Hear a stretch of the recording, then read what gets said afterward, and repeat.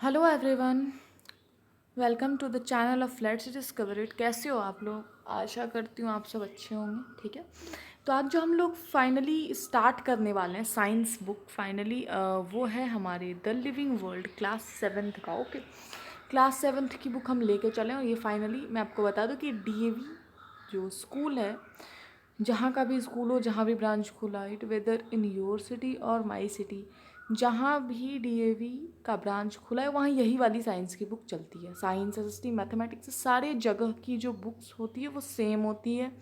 ठीक है, same chapters होते हैं, सेम सेंटेंसेस होते हैं, कुछ डिफरेंट नहीं होता है। ठीक है, तो आज बहुत सारे कमेंट आए थे कि मैम इसको पढ़ा दो, ये वाला समझ में नहीं आता है, स्कूल नहीं पढ़ा पा रहे, फिर सर बताते हैं तो समझ नहीं आता है, नोट्स वगैरह जो भी हो। आज हम लोग पूरा कंप्लीट करने वाले हैं। ठीक है, एक एक पॉइंट कंप्लीट करेंगे और पूरी वीडियो को एकदम ध्यान से देखना, आराम से, क्योंकि बहुत ज़्यादा इंटरेस्टिंग है चैप्टर। ठीक है, और बहुत ज़्यादा सिंपल है। चलिए, द लिविंग वर्ल्ड में सबसे पहला चैप्टर जो आज हम लोग कवर करने जा रहे हैं वो कौन सा चैप्टर है हमारा? वो है nutrition in living organisms, as you know well. चलिए, अब हम चलते हैं आगे। Nutrition in living organisms. ठीक है, अब देखो, nutrition in living organisms plants जो हमारे चैप्टर का नाम है। तो इससे पहले अब आप बोलोगे क्लास 6 की आपने डीएवी कंप्लीट की नहीं है, तो क्लास 6 भी मैं कंप्लीट करूँगी, पर पहले हम क्लास 7 करने वाले हैं, फिर हम क्लास 6 करेंगे और 6 से लेके पूरे 10 तक की सारी डीएवी एनसीईआरटीज मैं कवर करने वाली हूँ। ठीक है, आपको कोई भी प्रॉब्लम हो तो you are feel free to ask in comment section. चलिए स्टार्ट करते हैं। In class 6, we have already learnt that food is essential for all living organisms. Class 6 में हमने ये पढ़ा है कि जो फूड है वो बहुत ही नेसेसरी है, वो बहुत ही ज़रूरी है सारे लिविंग ऑर्गेनिजम्स के लिए। क्यों? क्योंकि फूड हमें एनर्जी देती है और एनर्जी से ही हम क्या कर पाते हैं, हमारे रोज़ रेगुलर जो हमारा लाइफ है उसके सारे हम वर्क्स कर पाते हैं। क्यों क्यों कर पाते हैं? क्योंकि फूड हमें क्या देती है? एनर्जी देती है, और वर्क को करने के लिए एनर्जी ज़रूरी है। इसीलिए हम लिविंग ऑर्गेनिजम्स हैं, तो हमें क्या चाहिए? फूड। फूड क्या है हमारे लिए? एसेंशियल है। We also learnt that carbohydrates, protein, fats, vitamin and minerals are all important component of our food. Okay, by the way, अब हम लोगों ने कंपोनेंट ऑफ फूड तो पढ़ा ही है 6 क्लास में। वो हमारे थे carbohydrates, protein, fats, vitamin and minerals are all important component of our food. Okay, these component of food are necessary for our body and are called nutrients. ये जो component of food है ना, ये हमारे बॉडी के लिए बहुत ही ज़्यादा नेसेसरी है और इसे ही हम क्या कहते हैं? न्यूट्रिएंट्स कहते हैं। ठीक है, बाय द वे, अगर आपकी कभी तबीयत ख़राब हो जाती है तो डॉक्टर बोलते हैं लगता है आप में न्यूट्रिएंट्स की कमी हो गई है। न्यूट्रिएंट्स की कमी हो गई है मतलब किस चीज़ की कमी हुई? कंपोनेंट ऑफ फूड में जो रेगुलर हम लोग खाते हैं, कार्बोहाइड्रेट्स, प्रोटीन, फैट, विटामिन और मिनरल्स, इनमें से कोई चीज़ की कमी हो गई है और आपको वो चीज़ खाना होगा जिससे आप अपने बॉडी के बैलेंस डाइट को मेंटेन कर सको। Okay, the nutrients enable living organisms to build their body, to grow, to repair damaged part of their body and to provide the energy to carry out life processes. अब ये life processes क्या होते हैं? देखो, life processes में वो, अभी आप बच्चे हो तो मैं इतना ही बताऊंगी कि लाइफ प्रोसेसेस में वो सारे सिस्टम आ जाएंगे जो हमारे लाइफ को कल तक मतलब आने वाले दिन तक कंटिन्यू करने के लिए बहुत ही इम्पॉर्टेंट होते हैं। अब आप बोलोगे ऐसा कौन सा भाई सिस्टम है? जैसे मैं बताती हूँ, आप खाना खाते हो लेकिन अगर आपका बॉडी उसको डाइजेस्ट ना करे तो क्या आप जिंदा रह पाओगे? नहीं रह पाओगे। अगर आपकी जो किडनी है वो यूरिन को फिल्टर करके आपके बॉडी से नहीं निकालो तो क्या आप जिंदा रह पाओगे? नहीं। आपका जो एक्सक्रिएटरी सिस्टम है, जो कि हमारे वेस्ट मटेरियल को हमारे बॉडी से अलग करता है, वो सारी जो सिस्टम्स हैं हमारे बॉडी में, सर्कुलेटरी ले लो, सर्कुलेटरी सिस्टम जो है वो हमारे बॉडी के हर एक पार्ट में ब्लड को क्या करता है? ट्रांसपोर्ट करता है ना। तो ट्रांसपोर्ट जो है मतलब ब्लड को यूं ट्रांसपोर्ट करता है हर एक पार्ट में, और फिर उससे डीऑक्सीनेटेड ब्लड एक तरह से अलग होता है, जो सिस्टम होता है हार्ट का। ठीक है, ये हायर क्लासेस में आप पढ़ोगे, 9th में आपका आ चुका है। तो ये सारी चीज़ें क्या, ये सारे वो प्रोसेसेस हैं जो हमारे बॉडी के लिए बहुत ही ज़्यादा इम्पॉर्टेंट है ना। अगर ये नहीं होंगे तो हमारा लाइफ हम नहीं जी सकते, क्योंकि ये सारे सिस्टम्स हमारे बॉडी में बहुत ही ज़्यादा क्या है? इम्पॉर्टेंट है। ओके, अब देखो, जो न्यूट्रिएंट्स होते हैं ना वो इनेबल करते हैं, किस चीज़ में इनेबल करते हैं? लिविंग ऑर्गेनिजम्स को हमारे बॉडी को बिल्ड करने में, ग्रो करने में, हमारे बॉडी में रिपेयर करना चाहिए। रिपेयर करता है कौन? न्यूट्रिएंट्स हमारे बॉडी के कटे फटे पार्ट को रिपेयर करता है। बाय द वे, अगर आपका हाथ कट जाता है तो वो कुछ दिन बाद खुद ठीक हो जाता है ना, हाँ हो जाता है। ज़्यादा बड़ा कटता है तो आपको दवा लेनी पड़ती है, लेकिन बॉडी का भी तो कुछ रोल होता है वहाँ ठीक करने में। Okay, by the way, nutrients are taken in through their body by living organisms and are utilized in their bodies. जो nutrients होते हैं ना वो taken in मतलब हम खाए जाते हैं, मतलब लेते हैं हम लोग, ठीक है, थ्रू देयर फूड के थ्रू लेते हैं, ठीक है। न्यूट्रिएंट्स तो हमारे बॉडी में जा रहे हैं, जैसा कि मैंने आपको बताया कि न्यूट्रिएंट्स क्या है? कंपोनेंट ऑफ फूड है ना। तो यही कंपोनेंट ऑफ फूड हम लोग खाएंगे तब तो हमारे बॉडी में न्यूट्रिएंट्स जाएगा। इसलिए जो न्यूट्रिएंट्स है आर टेकन, उसे हम क्या करते हैं? लेते हैं थ्रू, किस चीज़ के थ्रू? किस चीज़ के द्वारा लेते हैं? हम फूड के द्वारा लेते हैं, जो कि हम लोग अपने रेगुलर लाइफ में खाते हैं बाय लिविंग ऑर्गेनिजम्स जो खाते हैं, ठीक है। एंड आर यूटिलाइज्ड, और इसी से क्या होता है? यूटिलाइज होता है इन देयर बॉडी, ठीक है। और यही न्यूट्रिएंट्स हमारे बॉडी में क्या होते हैं? यूटिलाइज होते हैं। This process of obtaining and utilising, देखो यूटिलाइजिंग का मतलब क्या हुआ कि हम फूड ले तो रहे हैं, लेकिन यूटिलाइजिंग मतलब उससे जो एनर्जी निकलती है, ठीक है। बाय द वे, अगर हम कार्बोहाइड्रेट्स खाते हैं ना तो वो हमारे बॉडी में गया, ठीक है। और जो भी फूड हम अभी कंपोनेंट ऑफ फूड खा रहे हैं ये एक्चुअली कॉम्प्लेक्स सब्सटेंस है। ये हमारे बॉडी में जाके सिंपल सब्सटेंस में टूटते हैं, जैसे कि हमारा जो कार्बोहाइड्रेट्स है वो हमारे बॉडी में ग्लूकोज में टूटता है, ठीक है। ग्लूकोज में टूटने के बाद फिर ये हमारे बॉडी के द्वारा, मतलब जो भी सिस्टम है वो होता है, फिर ये एब्जॉर्ब कर लिया जाता है, जिससे हमें एनर्जी मिलती है। तो ये क्या है? यूटिलाइजेशन है, ठीक है। क्यों? क्योंकि हम लोग न्यूट्रिएंट से क्या ले रहे हैं? एनर्जी ले रहे हैं, और वही हमें काम करने की क्षमता भी दे रहा है। ओके, तो यही प्रोसेस जिसके थ्रू हम फूड को लेते हैं और उससे एनर्जी को यूटिलाइज करते हैं, या फिर यूटिलाइजिंग फूड भी आप बोल सकते हो, by an organisms is known as nutrition, ठीक है। अदरवाइज आप इसे बोल सकते हो mode of taking food and utilising energy from it is called nutrition.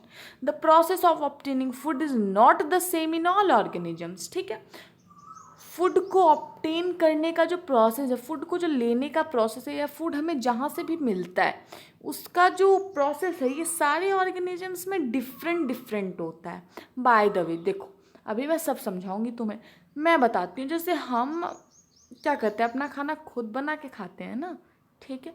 देखो अब आप जैसे देखो, मोड ऑफ न्यूट्रिशन दो तरह की होती है, ऑटोट्रॉपिक, हेटरोट्रॉपिक। चलो ये भी हटा दो, मैं आपको बताती हूँ ना।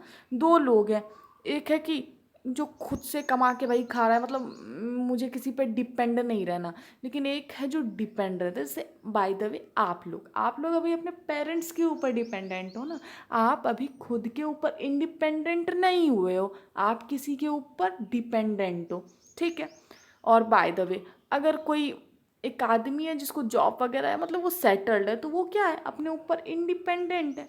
उसी तरह से जो प्लांट होते हैं वो इंडिपेंडेंट हैं, वो किसी के ऊपर डिपेंडेंट नहीं होते, वो अपना खाना खुद बना सकते हैं through the process of photosynthesis, जो कि आप क्लास 6 से ही पढ़ते आ रहे हो। अदरवाइज हम लोग को बोलोगे तो आप बोलोगे मैम हम भी तो अपना खाना खुद से बना के खाते हैं। हाँ, हम लोग अपना खाना खुद से बना के खाते हैं, लेकिन उसके लिए जो हमें रॉ मटेरियल्स चाहिए होता है, उसके लिए जो हमें प्रोडक्ट चाहिए होता है, वो हमें कहाँ से मिलता है? वो हमें मिलता है प्लांट से। बाय द वे बच्चा, अगर हम रोटी बनाते हैं तो रोटी बनाने के लिए आपको वीट चाहिए होता है, सॉरी आटा चाहिए होता है। तो आटा आप कहाँ से लाओगे? आटा आपको वीट से ही मिलेगी ना। और वीट फाइनली हमें कौन देगा? वीट हमें कौन देने वाला है? प्लांट ही देगा। तो यही प्रोसेस है जिसके थ्रू आप समझ सकते हो कि we are not independent, we are dependent on plants for our food. Then we can say that we are heterotrophs, but plants are autotrophs because they prepare their own food by the process of photosynthesis. नहीं समझे? चलो आगे अभी मैं समझाने वाली हूँ, सब समझ जाओगे। खाना को जो हम लोग मोड ऑफ टेकिंग फूड अभी मैंने जो जस्ट बताया उसको क्या बोलते हैं? न्यूट्रिशन बोलते हैं। न्यूट्रिशन दो तरह का होता है, ऑटोट्रॉपिक, हेटरोट्रॉपिक। अब देखो, हेटेरोट्रॉपिक और ऑटोट्रॉपिक बता देती हूँ मैं। ऑटोट्रॉपिक पे पहले चलते हैं। ए से है भाई, ए को स्टार्ट में लेते, ABCD में भी तो पहले ए आता है ना, तो ऑटोट्रॉपिक पढ़ेंगे पहले। It is the mode of nutrition in which organisms can make their own food from simple raw materials. All green plants and some bacteria are autotrophs. Okay, ये एक मोड ऑफ न्यूट्रिशन है। Otherwise देखो, मैंने अभी just बोला ना कि mode of nutrition दो तरह के होते हैं, ऑटोट्रॉप और हेटेरोट्रॉप। ये अलग बात है कि हेटेरोट्रॉप में भी 3 काइंड्स ऑफ आपका न्यूट्रिशन देखने को मिलता है, जिससे आपको बस समझना है, ठीक है। बाकी बात एग्जाम में आपको ऑटो और हेटेरो ही पूछेगा, ठीक है, आगे जाके। लेकिन इस वाले क्लास में आपको हेटेरो के भी टाइप्स लिखने होंगे। तो it is the mode of nutrition, ये वो मोड ऑफ न्यूट्रिशन है इन विच, जिसमें organisms can make their own food. Organisms जो होते हैं अपना खाना खुद बनाते हैं from simple raw material, simple raw material से। अब आप बोलोगे सिंपल रॉ मटेरियल कौन कौन से हैं? अरे भाई वही क्लोरोफिल, सनलाइट, ठीक है, CO2, यही सब, और क्या ही होगा। अब देखो क्लोरोफिल क्या होता है ना, अभी आगे चलेंगे सब पता चलेगा, बस पेशेंस रखो। अभी बस इतना जान जाओ कि मोड ऑफ न्यूट्रिशन जिसमें जो ऑर्गेनिजम्स होते हैं, जो लिविंग ऑर्गेनिजम्स होते हैं, वो अपना खाना खुद बनाते हैं सिंपल रॉ मटेरियल से। तो एग्जाम्पल अगर आपको एग्जाम में पूछे तो आप लिखना all green plants and some bacteria are autotrophs. Auto का मतलब होता है सेल्फ और ट्रॉप्स का मतलब होता है न्यूट्रिशन। आप इसको लिख सकते हो इन ग्रीक। ओके, देखो यहाँ लिखा है in Greek auto means self and trophs means nutrition. चलो आगे चलो। Heterotrophs, what is heterotrophs? बहुत ही आसान है, ध्यान से देना। It is the mode of nutrition, ये क्या है? ये भी एक तरह का मोड ऑफ न्यूट्रिशन है इन विच, जिसमें organisms can not prepare their food on their own and depend on other for it. ये क्या है? मोड ऑफ न्यूट्रिशन है जिसमें जो ऑर्गेनिजम्स है वो अपना फूड खुद प्रिपेयर नहीं कर सकता, और वो फूड के लिए किसी के ऊपर क्या होता है? डिपेंडेंट होता है, ठीक है। Example all animals and few plants, कुछ प्लांट्स और जो सारे एनिमल्स हैं, एनिमल्स में हम भी आ गए। Human is a social animal as you know well. तो क्या है? हम लोग हेटेरोट्रॉप्स हैं।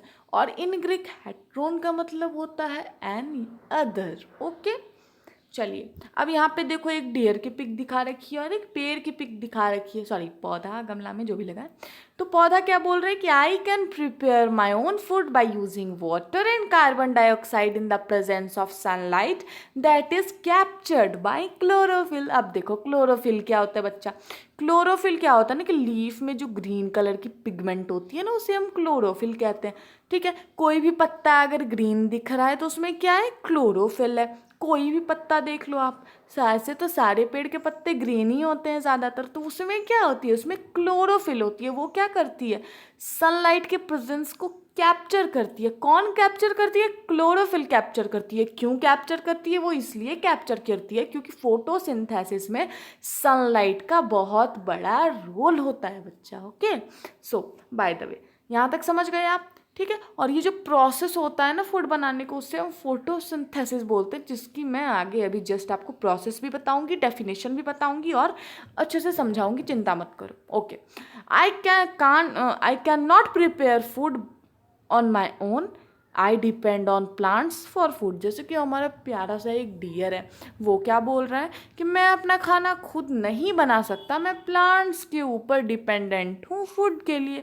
तो ये बेचारा क्या करेगा? ये तो सिंपली डिपेंडेंट है ना। अब आप बोलोगे ये कैसे डिपेंडेंट है? अरे ये तो घास ही खाएगा ना, ये और घास क्या एक तरह का प्लांट ही तो है। उसी तरह से ये क्या खाएगा? लीव्स खाएगा। कोई भी पत्ता आप इसको दे दो वो खाएगा। तो पत्ता कहाँ से आएगा? ये प्लांट से ही तो लेगा। ओके, चलो यहाँ पे एक फ्लो चार्ट दिया है। फ्लो चार्ट के थ्रू अब हम आगे बढ़ते हैं। जैसे मोड ऑफ न्यूट्रिशन दो तरह के होते हैं। पहला मोड ऑफ न्यूट्रिशन होता है हमारा ऑटोट्रॉपिक, दूसरा होता है हेटेरोट्रॉपिक, ठीक है। ऑटोट्रॉपिक तो मैंने आपको बता दिया, जितने भी ग्रीन प्लांट्स हैं सब क्या है? ऑटोट्रॉप्स हैं। क्यों? क्योंकि उनमें कौन से फॉर्म के न्यूट्रिशन है? ऑटोट्रॉपिक न्यूट्रिशन है। वो अपना खाना खुद बना सकते हैं, वो अपने पैरों पे इंडिपेंडेंट है। Okay, by the way heterotrophic nutrition, heterotrophic nutrition वो टाइप ऑफ न्यूट्रिशन है जिसमें जो एनिमल्स होते हैं, सॉरी जो लिविंग ऑर्गेनिजम्स होते हैं, वो किसी के ऊपर डिपेंडेंट होते हैं। तो हेटेरोट्रॉपिक न्यूट्रिशन बच्चा तीन तरीके का होता है, एक सेपरोट्रॉपिक, एक पारासिटिक और एक होलोजोइक। ठीक है, अब आप बोलोगे कि भाई ये क्या हमें पढ़ा दिया आपने। अरे बहुत आसान है, बस आगे चलो और ध्यान कंसंट्रेशन रखो। ठीक है, अब देखो डू यू नो देख लेते हैं। Euglena is an organisms that show both autotrophic and heterotrophic mode of nutrition. It has both plant and animal like feature. देखो ये बहुत इंपॉर्टेंट है, ये याद रख लेना। अभी तो आप क्लास 7th में हो, जैसे ही आप क्लास 9th में जाओगे ना तो आपके पास एक चैप्टर आएगा। ठीक है, उसमें आप क्या पढ़ोगे ना कि यूग्लिना किस किंगडम का है, क्योंकि बायोलॉजी ना इंड नहीं होती, वो चलती रहती है। और बायो जब आप में आप इंटरेस्ट लाना शुरू करोगे ना, तो मैं सच बोलती हूँ, आप जैसे कोई भी सब्जेक्ट हो आपको मन नहीं लगता पढ़ने में, ठीक है, तो वो सब्जेक्ट आप छोड़ तो नहीं सकते ना, आपको वो सब्जेक्ट बच्चा पढ़ना ही होगा 10th तक, क्योंकि एग्जाम्स होते हैं और ऑब्वियसली बहुत ही ज़्यादा इंपॉर्टेंट है। ओके, बाय द वे इतना तो हो गया। यूग्लिना एक तरह का ऑर्गेनिजम्स है जिसमें ऑटोट्रॉपिक और हेटेरोट्रॉपिक मोड ऑफ दोनों न्यूट्रिशन होते हैं। ठीक है, तो अब हम इसमें बोल सकते हैं कि इसमें प्लांट और एनिमल दोनों का फीचर होता है। प्लांट और एनिमल का फीचर का बात कहाँ से आ गया भाई, अब आपके पास कन्फ्यूजन कि जैसे कि मैम आपने बोला कि ऑटोट्रॉपिक और हेटेरोट्रॉपिक तो दोनों है ही, लेकिन प्लांट एनिमल फीचर, अरे यार प्लांट हमारा ऑटोट्रॉपिक है और एनिमल हमारा हेटेरोट्रॉपिक है। सो दैट जो हमारा यूग्लिना है वो एक ऐसा ऑर्गेनिजम्स है जिसमें ऑटोट्रॉपिक मोड ऑफ न्यूट्रिशन और हेटेरोट्रॉपिक मोड ऑफ न्यूट्रिशन दोनों प्लेस होती है। ठीक है, चलो अब मेन टॉपिक आ गया जिसमें हमें बेसब्री से इंतजार था, वो है हमारा photosynthesis, food making process in plants. Okay, देखो the synthesis of food, synthesis का मतलब होता है making. Okay, synthesis of food in plants occur in their leaves. जो फूड की सिंथेसिस होती है ना, जो फूड बनने का जो प्रोसेस होता है ना हमारे प्लांट में, वो हमारे लीव्स में बनता है। इसलिए हम क्या कहते हैं, लीव्स को food factory of the plant भी कहते हैं। Hence leaves are called the food factories of the plant. The leaves have a green pigment called chlorophyll. जो लीव्स होती है ना उसमें ग्रीन कलर का पिगमेंट होता है जिसको हम क्या कहते हैं, क्लोरोफिल कहते हैं। उसका यूज़ क्या होता है, इट हेल्प्स, वो हमें हेल्प करता है, सॉरी प्लांट को हेल्प करता है उसके लीव्स को टू कैप्चर करने में क्या, सनलाइट से energy. Okay, this energy is used by the plants to synthesise their food using carbon dioxide and water. ये जो एनर्जी होता है ना, कि ये जो एनर्जी है, ठीक है, कौन सी एनर्जी, जो हमने सनलाइट से ली, जो हमने धूप से ली, ठीक है, वो एनर्जी का क्या यूज़ होता है आगे चलो मैं बताऊंगी। देखो this energy is used by the plants, ये जो एनर्जी है इसे हम प्लांट्स के द्वारा यूज़ करते हैं टू सिंथेसिस, बनाने में, क्या बनाने में, फूड बनाने में। किस चीज़ को यूज करके, कार्बन डाइऑक्साइड और वाटर को यूज़ करके। Okay, this process is called photosynthesis. इस प्रोसेस को हम क्या बोलते हैं, फोटोसिंथेसिस बोलते हैं। ठीक है, देखो यहाँ ऊपर में जैसा कि आप देख रहे हो लिखा हुआ है ना कि photosynthesis is what, food making process in plants. मैंने जैसा आपको पिछले बार ही बताया, पिछले बार नहीं, वही क्लास स्टार्ट करने से पहले। ओके, चलो फोटो मीन्स क्या होता है, फोटो का मतलब होता है लाइट और सिंथेसिस का मतलब होता है टू कॉम्बाइन। सॉरी मैंने आपको प्रोसेस बताया था ना, प्रोसेस नहीं होता, टू कॉम्बाइन होता है। As it takes place in the presence of sunlight. ठीक है, ये तो ब्रैकेट में लिखा है, लेकिन जो फोटोसिंथेसिस होता है ना वो कब कब होता है, तभी होता है जब सनलाइट का प्रेजेंस हो। ठीक है, सनलाइट बहुत ही इंपॉर्टेंट है बच्चा। ठीक है, otherwise this process can be written in the form of following equation. इस प्रोसेस को हम इस इक्वेशन में लिख सकते हैं। अभी 5 मिनट हम लोग इस इक्वेशन पे देंगे, पहले समझो इसको।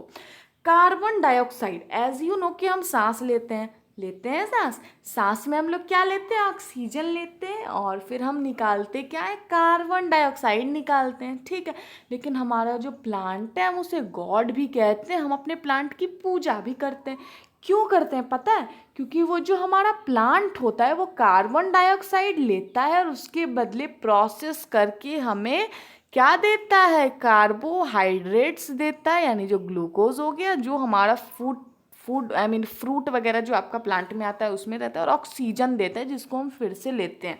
नहीं समझ आया, सुनो मैं फिर बताती हूँ। देखो ऑक्सीजन लिया हमने और निकाला कार्बन डाइऑक्साइड।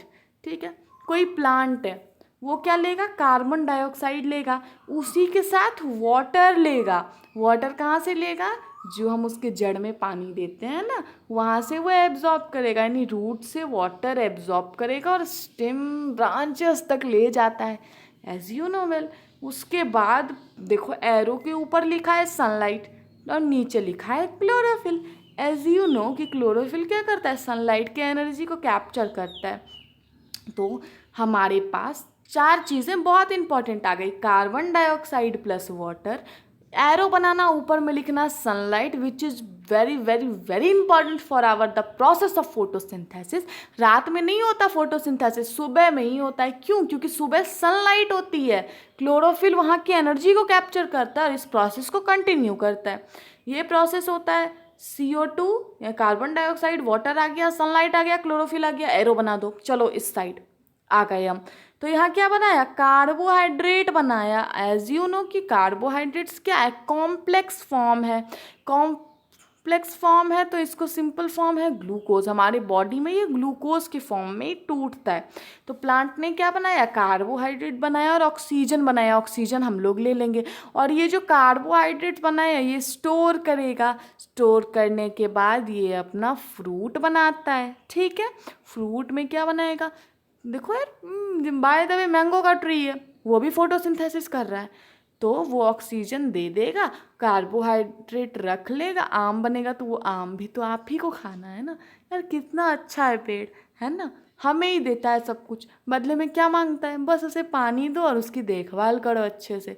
तो हमें ना पेड़ बिल्कुल नहीं काटने चाहिए। आप अपने, आपका बर्थडे आता है ना, आप बर्थडे पे, अपने बर्थडे पे हर साल एक ना एक पेड़ ज़रूर लगाया करो। ओके, अब देखो, जैसा कि मैंने आपको बताया कि प्लांट अपना खाना खुद बनाते हैं through the process of photosynthesis, लेकिन उसके लिए उन्हें रॉ मटेरियल्स चाहिए होता है। तो ये रॉ मटेरियल्स वो कहाँ से लेंगे बच्चा, देखो from the above equation. Above equation जो हम लोगों ने देखा है ना, इट इज़ क्लियर, ये यहाँ पे बिल्कुल क्लियर है कि दैट कार्बन डाइऑक्साइड, जो कार्बन डाइऑक्साइड है और वाटर है, are the raw materials for photosynthesis. जैसा कि मैंने अभी आपको जस्ट एक्सप्लेन करके बताया कि कार्बन डाइऑक्साइड और वाटर क्या है, रॉ मटेरियल है for photosynthesis. For this process, इस प्रोसेस के लिए जो क्लोरोफिल है ना एंड प्रेजेंस ऑफ सनलाइट, ठीक है, इस प्रोसेस के लिए क्लोरोफिल और सनलाइट यानी जो लाइट आर ऑल्सो नेसेसरी, बहुत ही ज़्यादा ज़रूरी है। सिंस, इसलिए food is synthesised in leaves, जो फूड का जो सिंथेसिस होता है, जो मेकिंग होता है, वो कहाँ होता है, लीव्स में होता है। All the raw materials need to reach there. अब देखो, अगर आपके किचन, आपका किचन है, वहाँ आप दाल चावल वगैरह सब कुछ रखोगे तब तो खाना बना के खाओगे। तो दाल चावल चीनी जो भी है आपका राशन, वो कहाँ पहुँचना जरूरी है, किचन में रहना जरूरी है ना। उसी तरह जो रॉ मटेरियल है हमारे प्लांट का, जैसे bye the way carbon dioxide को नमक मान लो, वाटर को पानी रहने दो, और सनलाइट को दाल मान लो, और क्लोरोफिल को चावल मान लो। तो ये जो चार चीज़ है, सच में मत मानना, एग्जाम में यही लिखना होगा, कार्बन डाइऑक्साइड, वाटर, सनलाइट और क्लोरोफिल। ठीक है, तो इसका कहाँ पहुँचना जरूरी है, ये किचन में जाना चाहिए ना, हमारे किचन में नहीं, प्लांट्स के किचन में। प्लांट्स का किचन कहाँ है, लीव्स है, लीव्स में जाना बहुत जरूरी है ना। चलो आगे बढ़ते हैं। देखो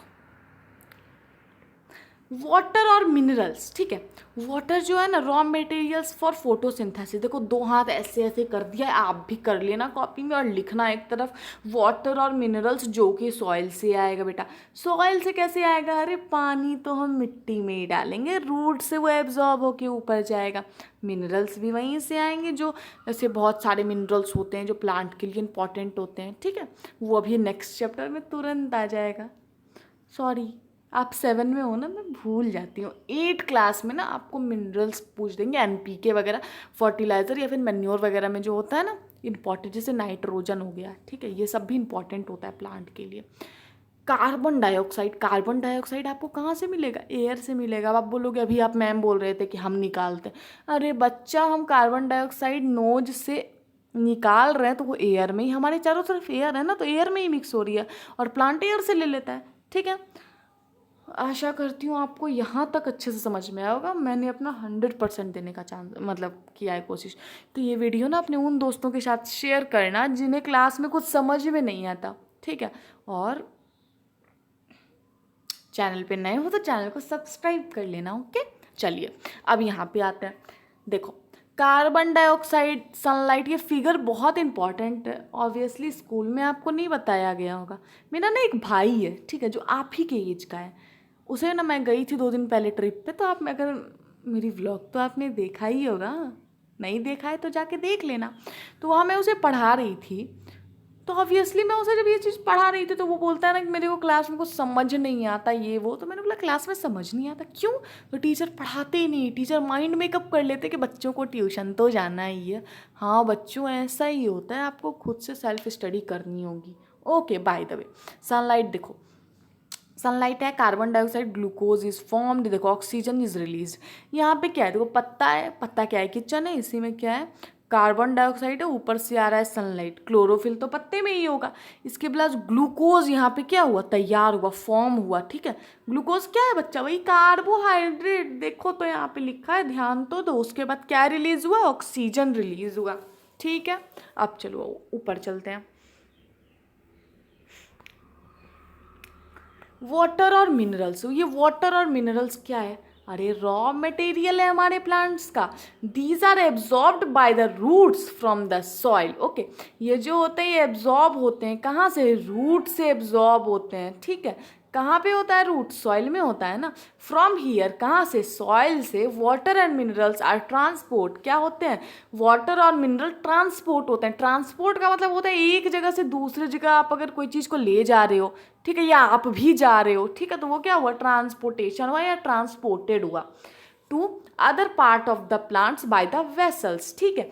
ये कैसे होते हैं, देखो other parts of the plant, जैसे रूट से पानी उठ रहा है, पानी एब्जॉर्ब हुआ रूट से और कहाँ गया, ब्रांच में गया, लीफ में गया, सारी जगह गया जहाँ जहाँ इंपॉर्टेंट है।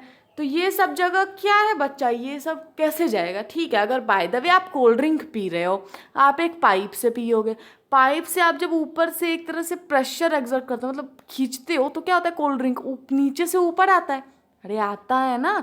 उसी तरह से आप नीचे के पार्ट को मान लो, वो क्या है बच्चा, वो रूट है। रूट से पानी एब्जॉर्ब होता है, रूट पर हमारे पूरे प्लांट्स के पूरे बॉडी में, यानी हर एक पार्ट में जाता है, किस चीज़ के थ्रू, वेसल्स के थ्रू। कोल्ड ड्रिंक पाइप के थ्रू जा रहा था, लेकिन यहाँ पे वाटर और मिनरल्स वेसल्स के थ्रू जाते हैं। अब देखो वेसल्स क्या है, वेसल्स आर ट्यूब। वेसल्स क्या है, एक ट्यूब है दैट रन, जो दौड़ रहा है नहीं, रन का मतलब है बिछा हुआ है, that run throughout the roots, the stem and the branches and the leaves। जो बिछा हुआ है, कहाँ से कहाँ बिछा हुआ है, रूट से लेके पूरा ऊपर तक बिछा हुआ है बच्चा, ठीक है। इससे के थ्रू क्या होता है, नीचे से पानी रूट में एब्जॉर्ब होता है और ऊपर तक जाता है। चलो अब कार्बन डाइऑक्साइड देखते हैं, जो कि एक तरह का क्या है, रॉ मटेरियल है, ठीक है। चैप्टर 8 में इसके बारे में अच्छे से पढ़ोगे, वेसल्स के बारे में, क्योंकि चैप्टर 8 में क्या है मैं बता दूँ, चैप्टर 8 में आपको ट्रांसपोर्टेशन बताया जाएगा, किस चीज़ का, ह्यूमन बॉडी में कैसे ट्रांसपोर्टेशन होता है और प्लांट में कैसे होता है। अब आप बोलोगे ह्यूमन बॉडी में ट्रांसपोर्टेशन, अरे यार ट्रांसपोर्टेशन नहीं होता तो हमारे सर्कुलेटरी सिस्टम के थ्रू ब्लड हर एक जगह कैसे जाता है, थोड़ा हाइयर हो रहा है, सॉरी, चलो आगे चलते हैं। कार्बन डाइऑक्साइड चैप्टर 8 में सब बताऊंगी, चिंता मत करो। देखो carbon dioxide, plant takes carbon dioxide from the atmosphere. Plant कहाँ से लेते हैं कार्बन डाइऑक्साइड, एटमॉस्फेयर से लेते हैं।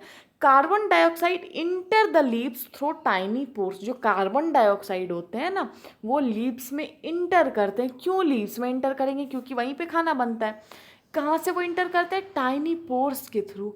टाइनी पोर्स कहाँ होता है, लीव्स के सरफेस पे प्रेजेंट होता है, और इस पोर्स को हम क्या बोलते हैं, इसी पोर्स को हम स्टोमाटा बोलते हैं। The stomata are surrounded by special cell call guard cell. Okay, by the way, जैसे हमारी घर की सुरक्षा कोई वॉचमैन या गार्ड अंकल करते हैं ना, उसी तरह जो स्टोमाटा होता है ना, ये बहुत छोटा होता है। तो ये जो इतना छोटा होता है लेकिन इम्पॉर्टेंट भी तो है ना।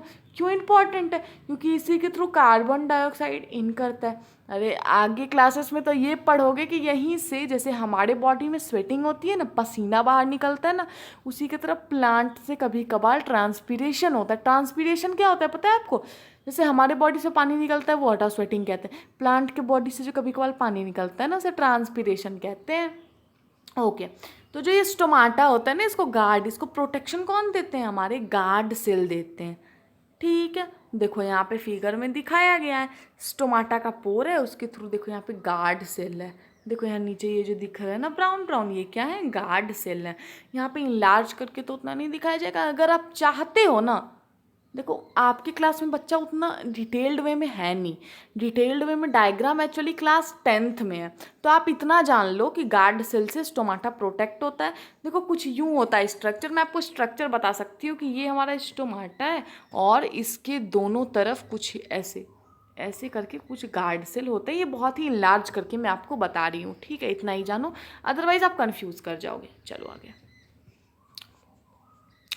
अब देखते हैं सनलाइट। ओके, सनलाइट से पहले एक्टिविटी है, पहले सनलाइट देख लेते हैं। Sunlight is the light, sunlight क्या है, लाइट है और एनर्जी है that come from the sun, जो हमें कहाँ से मिलता है, सन से मिलता है, जो मैं पहले भी बता चुकी हूँ, तो इसमें एक्सप्लेन करने की ज़रूरत नहीं है। ड्यूरिंग फोटोसिंथेसिस, फोटोसिंथेसिस के टाइम पे ये जो प्लांट है, the plant use the energy, क्या करता है प्लांट, एनर्जी को यूज़ करता है ऑफ सनलाइट, सनलाइट की एनर्जी को यूज़ करता है टू प्रिपेयर फूड, फूड को बनाने में। That is why the food making process in plant is called photosynthesis, as you know well। देखो क्या होता है, अब मैं अच्छे से बताती हूँ। इसीलिए क्या होता है ना कि फूड मेकिंग प्रोसेस हमारे प्लांट में जो होता है उसे हम क्या कहते हैं, फोटोसिंथेसिस कहते हैं। ड्यूरिंग फोटोसिंथेसिस जो प्लांट्स होते हैं वो एनर्जी को यूज़ करते हैं। कहाँ से एनर्जी आती है, सनलाइट से। कौन कैप्चर करता है, क्लोरोफिल कैप्चर करता है। क्यों कैप्चर करता है, क्योंकि फूड प्रिपरेशन में, फूड के मेकिंग में वो हेल्प होता है एनर्जी का। ओके, इतना तक समझे। अब इस प्रोसेस को क्या बोलते हैं, इस प्रोसेस को फोटोसिंथेसिस बोलते हैं। चलो क्लोरोफिल देख लेते हैं। द लीव्स आर ग्रीन, जो लीव्स है वो क्या है, green, due to presence of a pigment called chlorophyll. मैंने आपको बताया कोई भी पत्ता ग्रीन दिखे उसमें क्या है भाई, क्लोरोफिल है। क्लोरोफिल ये ग्रीन कलर का पिगमेंट होता है। इट हेल्प द लीव्स, ये है लीव्स को हेल्प करते हैं किस चीज़ में, to capture solar energy, solar energy को कैप्चर करने में। दिस एनर्जी, ये जो एनर्जी होती है इसका यूज होता है किस चीज़ में, प्रिपरेशन ऑफ फूड में, फ्रॉम कार्बन डाइऑक्साइड और water, as you know well. चलो अब एक्टिविटी देखो, मैं एक बार और बता देती हूँ। ये जो एनर्जी है इसका यूज होता है फूड को प्रिपेयर करने में, और with the help food prepare from, इस एनर्जी का यूज़ होता है फूड को प्रिपेयर करने में, जो कि बनता है कार्बन डाइऑक्साइड से और वाटर से। कार्बन डाइऑक्साइड और वाटर क्या है भाई, रॉ मटेरियल है, जो मैंने आपको बता दिया। देखो अब डू यू नो पे आ जाओ।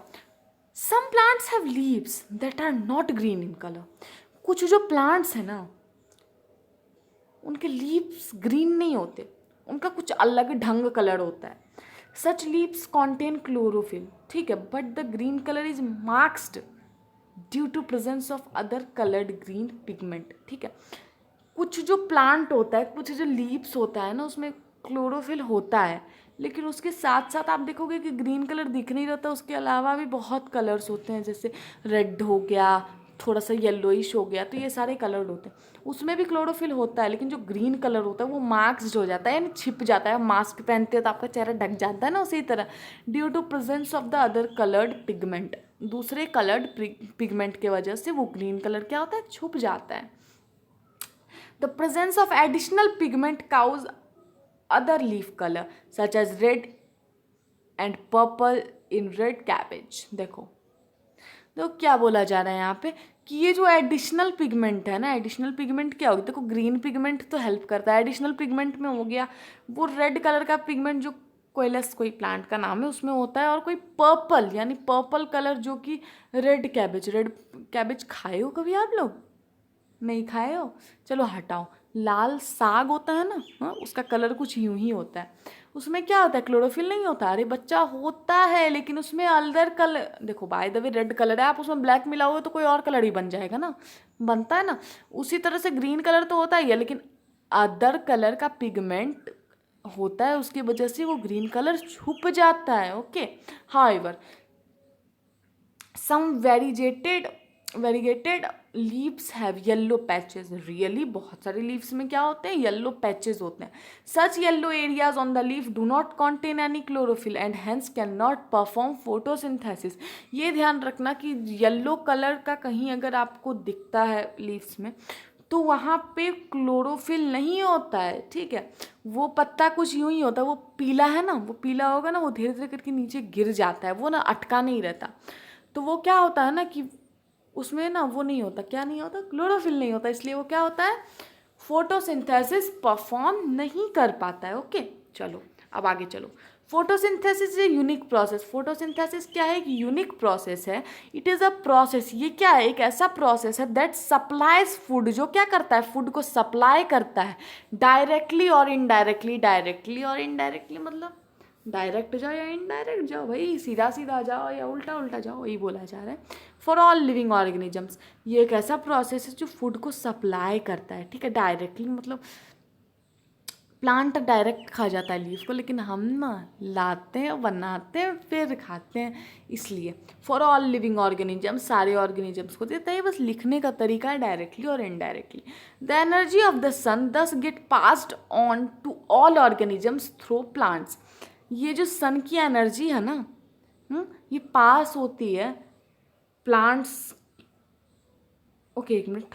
The energy of the sun, जो एनर्जी है सन का, thus get passed on to all organisms through plants. अरे भाई सही है, देखो अब एनर्जी जो सन की ले रहे हैं ना फोटोसिंथेसिस में यूज हो रही है ना, तो ये क्या होती है ना, सारे ऑर्गेनिजम्स में प्लांट के थ्रू पास हो जाती है। क्यों, देखो बाय द वे, अगर हम दाल खिचड़ी बना रहे हैं भाई, खिचड़ी में हमने दाल डाला, चावल डाला, तो हम जिसको खिलाएंगे सब में चला जाएगा ना, जाएगा ना। उसी तरीके से जब फोटोसिंथेसिस हो रहा है तो उसमें सनलाइट, जो सोलर एनर्जी हम यूज़ कर रहे हैं, जो क्लोरोफिल के द्वारा कैप्चर किया जा रहा है, वो कैसे वहाँ तक जा रहा है, वो कुछ यूँ जा रहा है ना कि वो नेसेसरी है फोटोसिंथेसिस करने में।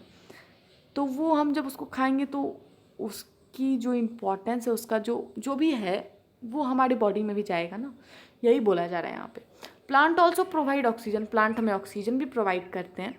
हमें क्या, हमारे एनिमल्स को भी, एनिमल्स बोल दो क्योंकि we are also an animals, needed by all living organisms for respiration, ठीक है। प्लांट हमें क्या देता है बच्चा, ऑक्सीजन भी देता है, जो कि हर एक लिविंग ऑर्गेनिजम्स के लिए बहुत ही इंपॉर्टेंट है, जो कि रेस्पायरेशन में हेल्प करता है। Can you imagine life on earth in the absence of photosynthesis. अगर फोटोसिंथेसिस ना हो तो क्या आप सोच सकते हो कि लाइफ एग्जिस्ट कर पाएगी अर्थ पे। भाई मैंने बहुत ज़्यादा पढ़ा दिया, ठीक है। अब इसका क्वेश्चन का आंसर आप दोगे। चलो activity, take a potted plant, एक गमला वाला प्लांट लो, apply a thin coat of Vaseline on the both side of leaf. एक ही लीफ के दोनों साइड आप वैसलीन लगाना, ठीक है। अरे कम कम लगाना, ठीक है, ज़्यादा मत लगाना। Observe the plant for a few days, कुछ दिन तक प्लांट को ऑब्जर्व करना, देखना। While all the other leaves remain green, देखो सारा लीफ तो ग्रीन रहेगा, लेकिन द वन, एक वन क्या होता है, कोटेड विथ वैसलीन, जिसको आपने वैसलीन से कोट किया था, वो लीफ जिस पे आपने वैसलीन से मसाज की थी, वो क्या हो जाएगा, येल्लो हो जाएगा और गिर जाएगा। मैंने अभी आपको जस्ट बताया कि येल्लो हो जाता है, गिर जाता है, उसमें क्लोरोफिल नहीं होता, वो फोटोसिंथेसिस नहीं करता। जब तो कुछ करेगा ही नहीं तो मेरे साथ रह क्यों रहा है, तो गिर जा भाई, प्लांट तो यही बोलेगा। This happen because the stomata of such a leaf get blocked, ठीक है, स्टोमाटा ब्लॉक कर दिया आपने। अगर आपका नाक और मुंह में बंद कर दो ना, तब पता चलेगा भाई क्या होता है, मर ही जाओगे डायरेक्ट, आप भी पीले पड़ जाओ, गिर जाना फिर। अरे मजाक कर रही थी मैं। देखो जैसे कि हमें ऑक्सीजन इंपॉर्टेंट है, उसी तरह के प्लांट को भी तो इम्पॉर्टेंट है ना। क्या, कार्बन डाइऑक्साइड बच्चा, कार्बन डाइऑक्साइड। ओके अब देखो, जो स्टोमाटा होती है उसी के थ्रू कार्बन डाइऑक्साइड लेता है, वो आपने ब्लॉक कर दिया, नहीं लेगा, वो फोटोसिंथेसिस नहीं कर पाएगा, क्योंकि कार्बन डाइऑक्साइड क्या है, रॉ मटेरियल है, इंपॉर्टेंट है। अरे है ना, समझे। Such a leaf cannot, you can say that such a leaf cannot perform the process of photosynthesis. क्यों, क्योंकि वो ना गैस ले सकता है कार्बन डाइऑक्साइड और ऑक्सीजन जैसा एटमॉस्फेयर से, और ये क्या है, रॉ मटेरियल है। खिचड़ी बनाने बोलूँगी तो बिना दाल के बना दोगे, नहीं बनाओगे ना, तो उसी तरह से समझ लो। ओके, नहीं समझ में आ रहा है क्या, आ रहा है ना, चलो अच्छा है। अब देखो ये हो गया। अब देखो हम यहाँ से पढ़ेंगे अदर मोड ऑफ न्यूट्रिशन, इसके बाद बस हो गया, थोड़ा सा बाकी है। Both deer and lions depend on plants. देखो जो डियर है और लायन है ना, दोनों डिपेंड है प्लांट्स पे। अब आप बोलोगे बट क्या बोल रहे हो मैम आप, लायन थोड़ी पत्ता खाता है, लायन तो डियर को खाता है। अरे खाता है ना, तो तीनों एक दूसरे पे डिपेंडेंट हुए ना। जैसे बाय द वे, घास कौन खाएगा, घास हिरन खाएगा, हिरन कौन खाएगा, हिरन को कौन खाएगा, हिरन कौन, सॉरी बच्चा, हिरन को कौन खाएगा? हिरन को लायन खाएगा। ठीक है, घास को कौन खाएगा? हिरन खाएगा। डियर खाएगा, डियर को कौन खाएगा? लायन खाएगा। ठीक है, तो अगर डियर घास नहीं खाता, बचता नहीं, तो लायन कहाँ से खा पाता? इसलिए तीनों एक दूसरे के ऊपर इंटरडिपेंडेंट है, जिसको हम क्या बोलते हैं? जिसको हम फूड चेन बोलते हैं। क्लास 6 में तुम लोग पढ़ के आए हो। ठीक है, if there were no plants, अगर प्लांट नहीं होगा तो डियर सर्वाइव नहीं कर पाएगा, डियर वुड नॉट सर्वाइव, क्योंकि वही खा के वो जिंदा रहेगा ना। And if there were no animals, और अगर एनिमल्स ही नहीं होंगे डियर जैसे, तो लायन कैसे सर्वाइव करेगा? लायन भी मर जाएगा ना। अभी मैंने जस्ट आपको कविता सुनाई ना, हिरन कौन खाएगा, सॉरी हिरन को कौन खाएगा? लायन खाएगा। और घास को कौन खाएगा? हिरन खाएगा। घास नहीं होगा तो हिरन मर जाएगा, क्योंकि उसको वही खाना है। ठीक है, और हिरन घास नहीं खाएगा तो हिरन मर जाएगा, और हिरन मर जाएगा तो लायन क्या खाएगा? क्यों? क्योंकि लायन हिरन को खाता है ना, समझे? अरे यार मैं फिर बताती हूँ, घास कौन खाएगा? डियर खाएगा। और डियर को कौन खाएगा? लायन खाएगा। अब नहीं समझ में आ रहा तो वीडियो ना पीछे करके देख लो, अब मैं बोल नहीं सकती। चलो, plant in turn depend upon solar energy बेटा। ठीक है, प्लांट किस पे डिपेंडेंट है? सोलर एनर्जी पे, क्योंकि उसी से वो क्या करती है? फोटोसिंथेसिस करती है। क्योंकि हैंस सोलर एनर्जी है is the ultimate source of energy for all living organisms. देखो, अगर धूप ना होने लगे ना, जो सोलर एनर्जी है वो अल्टीमेट सोर्स है एनर्जी का, सबके लिए, मेरे लिए, तुम्हारे पड़ोसी के लिए, पड़ोसी के पड़ोसी के लिए, अरे ह्यूमंस के लिए तो है ही, इसके अलावा प्लांट के लिए, एनिमल्स के लिए, ह्यूमन बीइंग के लिए, हर बैक्टीरिया के लिए, सबके लिए सनलाइट इंपॉर्टेंट है। ठीक है, सनलाइट से सोलर एनर्जी आता है, तभी क्या होता है? फोटोसिंथेसिस होता है। एक क्वेश्चन अभी मैंने पूछा ना कि बिना फोटोसिंथेसिस के लाइफ एग्जिस्ट करेगा क्या? नहीं करेगा। खाओगे क्या तुम लोग भाई? फोटोसिंथेसिस नहीं होगा तो। हाँ, और फोटोसिंथेसिस अगर प्लांट करना बंद कर दे तो प्लांट भी नहीं जी पाएगा, समझे? चलो आगे, ये तो मैंने पढ़ा दिया, चलो आगे चलते हैं। प्रोडक्ट ऑफ फोटोसिंथेसिस, देखो खाना तो बना लिया हमने, फोटोसिंथेसिस के थ्रू खाना तो बन गया, अब उसके प्रोडक्ट क्या है, उसका रिजल्ट क्या है? The initial product of photosynthesis is carbohydrates which is glucose, क्योंकि ग्लूकोज में टूटता है। ग्लूकोज क्या है? सिंपलर फॉर्म है। कार्बोहाइड्रेट क्या है? कॉम्प्लेक्स फॉर्म है। ठीक है, इनिशियल प्रोडक्ट, जो शुरुआती प्रोडक्ट हमें फोटोसिंथेसिस से मिलता है, वो क्या है बच्चा? वो कार्बोहाइड्रेट है। It's next get converted to starch whose presence in the leaf. ठीक है, इसके बाद क्या होगा ना, ये ग्लूकोज किस चीज़ में चेंज होगा? स्टार्च में चेंज होगा, जो कि हमारे लीव्स में प्रेजेंस होता है। Indicate the occurrence of photosynthesis, जो कि फोटोसिंथेसिस की अकरेंस को बताएगा कि नहीं बेटा यहाँ पे क्या हो रहा है? फोटोसिंथेसिस हो रहा है। क्यों हो रहा है? क्योंकि ग्लूकोज यानी जो हमारा कार्बोहाइड्रेट था वो किस चीज़ में कन्वर्ट हो गया? स्टार्च में हो गया। कार्बोहाइड्रेट्स दो तरह का होता है, शुगर और स्टार्च। ओके, क्लास 6 में सब पढ़े हो। ठीक है, क्लास 6 में है ये चीज़, first chapter component of food में, ये देख लेना खोल के। कार्बोहाइड्रेट्स कॉन्टेन कार्बन, कार्बोहाइड्रेट्स में क्या होता है बेटा? कार्बन होता है, हाइड्रोजन होता है, ऑक्सीजन होता है। ठीक है, some carbohydrates are also converted to protein और फैट्स। कुछ कुछ कार्बोहाइड्रेट्स होते हैं ना, वो किस चीज़ में कन्वर्ट हो जाते हैं? प्रोटीन और फैट्स में भी।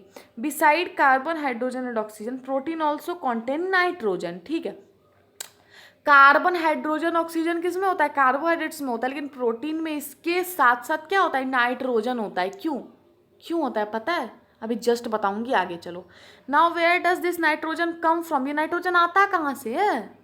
Nitrogen present in air. ठीक है, नाइट्रोजन प्रेजेंट है कहाँ? एयर में। But plant can not use this nitrogen directly, plant directly इस नाइट्रोजन को यूज नहीं कर सकते हैं। ठीक है, कुछ बैक्टीरिया होते हैं, some bacteria present in the soil, कुछ बैक्टीरिया होते हैं जो कहाँ प्रेजेंट होते हैं? सॉइल में प्रेजेंट होते हैं, जो कन्वर्ट करते हैं गैसियस नाइट्रोजन को into its usable form which is soluble and is therefore absorbed by roots along with water. देखो क्या होता है, मैंने आपको बताया कि कार्बोहाइड्रेट्स में हाइड्रोजन होता है, कार्बन होता है, ऑक्सीजन होता है, लेकिन प्रोटीन में क्या होता है? इसके साथ साथ नाइट्रोजन भी होता है। नाइट्रोजन कहाँ से आता है? जो देखो लेग्यूमिनियस प्लांट यानी दलहन प्लांट होते हैं ना, दलहन प्लांट में हम क्या करते हैं कि नाइट्रोजन जरूरी है बेटा, है ना। देखो नाइट्रोजन जो है वो कहाँ से आएगा? एयर में प्रेजेंट है। ठीक है, कितना नाइट्रोजन प्रेजेंट है एयर में? मुझे ये चीज़ ना लिख के दिखाओगे, कहाँ लिख के दिखाओगे पता है तुम्हें? कमेंट सेक्शन में। ये बहुत बच्चा वाला क्वेश्चन है। ठीक है, अब देखो प्रेजेंट है, अब प्रेजेंट तो है as we know well, present है, हमने खींचा, क्या खींचा बेटा, नाइट्रोजन खींचा, हमने नहीं खींचा, किसने खींचा, बैक्टीरिया ने, फिर उसके कंपाउंड में कन्वर्ट कर दिया, कंपाउंड गैसियस नाइट्रोजन जैसे ही कन्वर्ट हुआ तब प्लांट उसको यूज़ कर लेते हैं, ठीक है।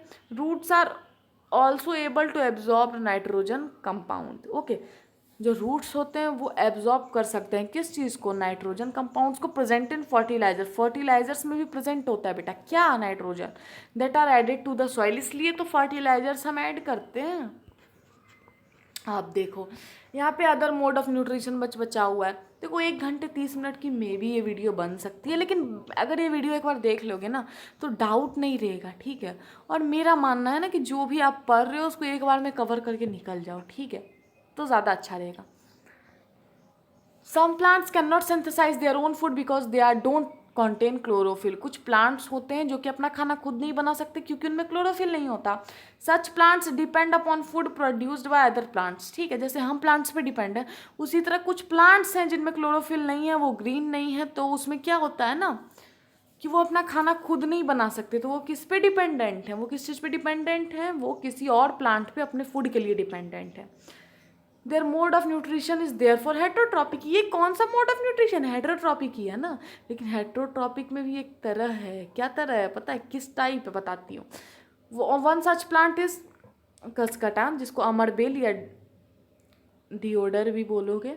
It can be observe as yellowish thread like structure without leaves growing on other plants, ठीक है, ये ना कुछ जाली नुमा थ्रेड जैसा स्ट्रक्चर होता है जो कि दूसरे प्लांट पे बिछा हुआ आपको दिखेगा, वो क्या करता है ना, वो जिस प्लांट पे बिछा है उसी से वो खाना लेता है, ठीक है, बड़ा क्रिमिनल होता है यार ये, ठीक है।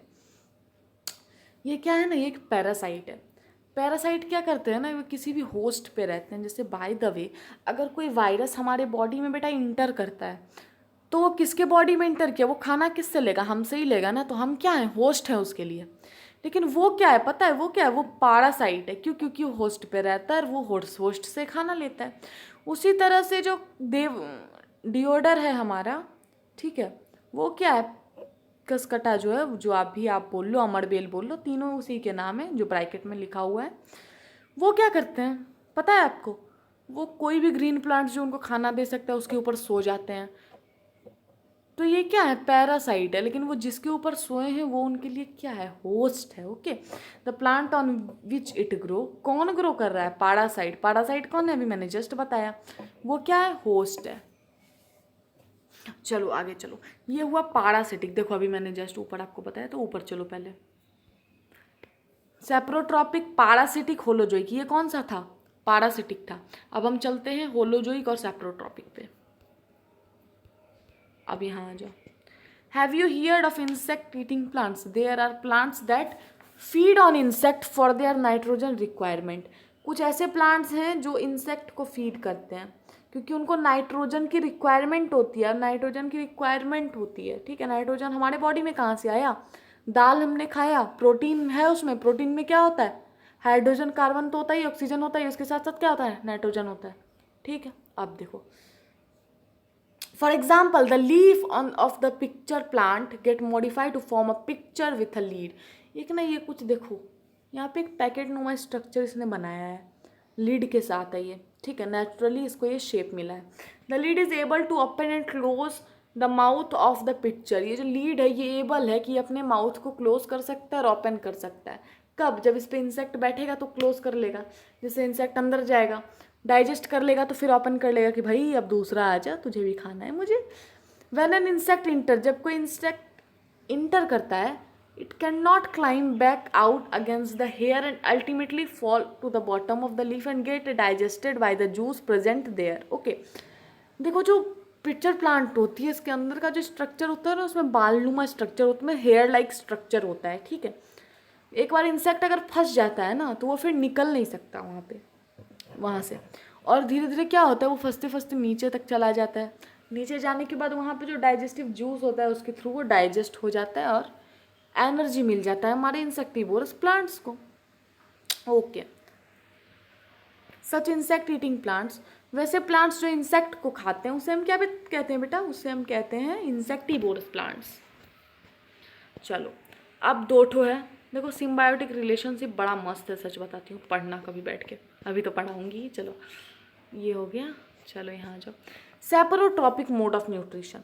अब ये सेपरोट्रॉपिक मोड ऑफ न्यूट्रिशन क्या होता है, ठीक है। देखो सेपरो का मतलब होता है रोटेन, सड़ा हुआ, ट्रॉपिक का मतलब होता है फूड।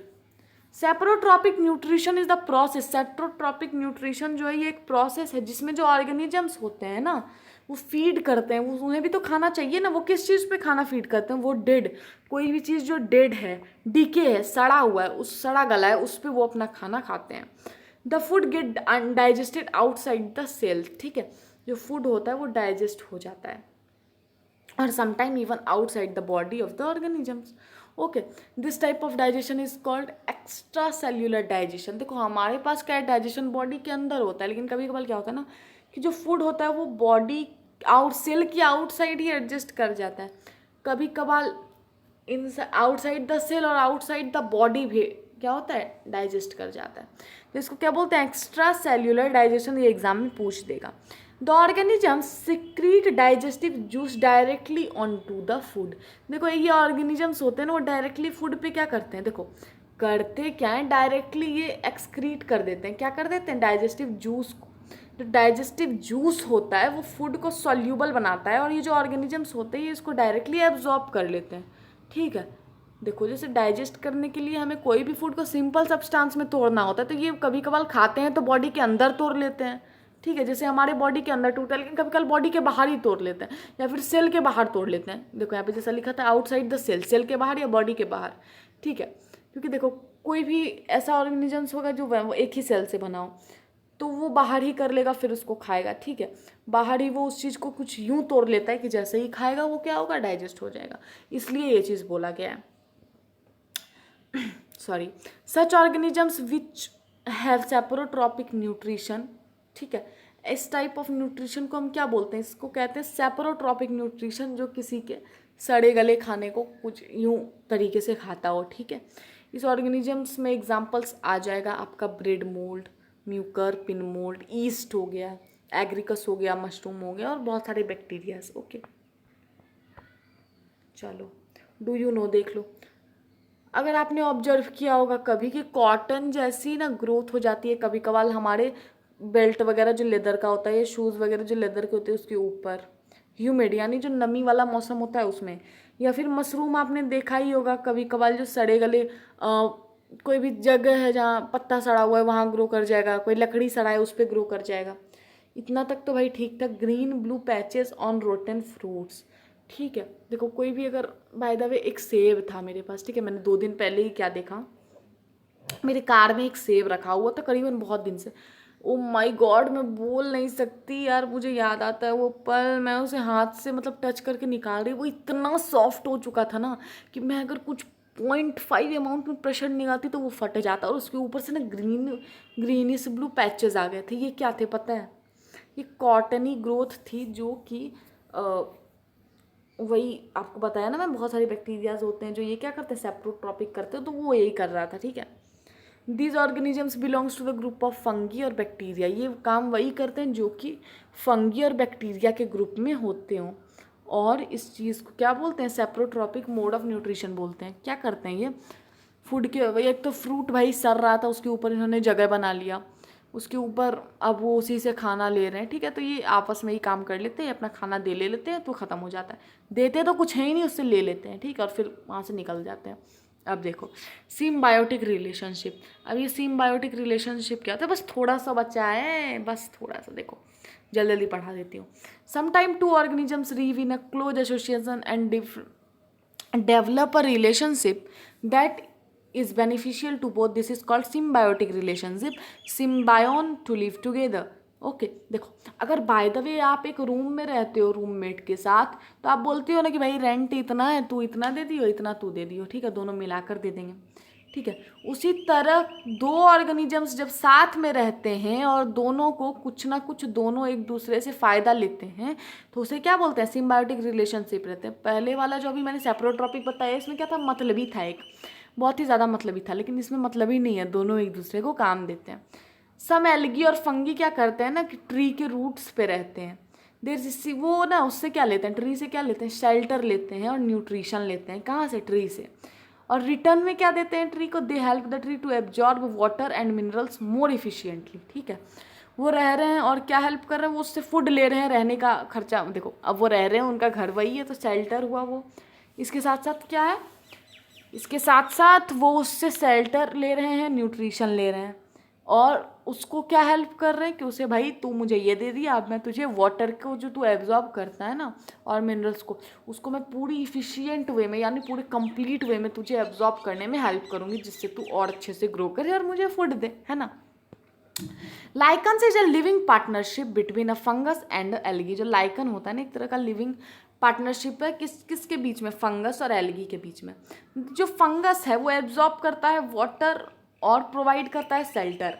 जो फंगस होता है वाटर को एब्जॉर्ब करता है और शेल्टर को प्रोवाइड करता है। The algae prepare food by photosynthesis. ठीक है, जो लाइकन्स होते हैं वो फंगस के साथ या फिर एल्गी के साथ रहते हैं पार्टनरशिप में। तो फंगस क्या करता है कि वाटर को एब्जॉर्ब करता है और शेल्टर प्रोवाइड करता है। ठीक है, और एल्गी क्या करता है, बदले में खाना बना देता है, जैसा कि मैंने आपको जस्ट बताया ऊपर। राइजोबियम, अब देखो राइजोबियम एक तरह का बैक्टीरिया है जो कि लेग्यूमिनियस यानी दलहन प्लांट्स के रूट्स में रहता है। ठीक है, रूट के नोड्यूल्स में यानी रूट की जो गांठ होती है ना उसमें रहता है। ये क्या करता है कि नाइट्रोजन को एटमॉस्फेयर से लेता है। मैंने भी आपको जस्ट ऊपर बताया कि नाइट्रोजन को, वो राइजोबियम एक तरह का बैक्टीरिया है जो कि नाइट्रोजन को एटमॉस्फेयर से लेता है और लेने के बाद क्या करता है, उसको नाइट्रोजन के कंपाउंड में कन्वर्ट कर देता है। कन्वर्ट करने के बाद क्या करता है, फिर वही सॉइल में छोड़ देता है। फिर उसे एब्जॉर्ब कौन करता है, रूट, प्लांट एब्जॉर्ब करता है, और प्लांट इसके बदले राइजोबियम को रहने के लिए घर और खाने के लिए खाना देता है। ठीक है, अब न्यूट्रिएंट्स देखो भाई, अगर न्यूट्रिएंट्स हम ले रहे हैं तो वो रिप्लेनिश कैसे हो रही है। ठीक है, बहुत आसान है, तुरंत समझा देती हूँ।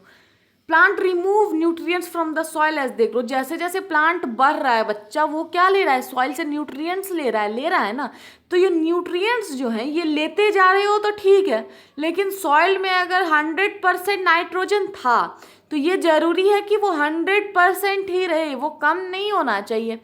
तो इसीलिए इस चीज़ को रिप्लेनिश करने के लिए, इस चीज़ को बनाए रखने के लिए जो फार्मर्स होते हैं वो सॉइल में मैन्योर और फर्टिलाइजर्स को ऐड करते हैं।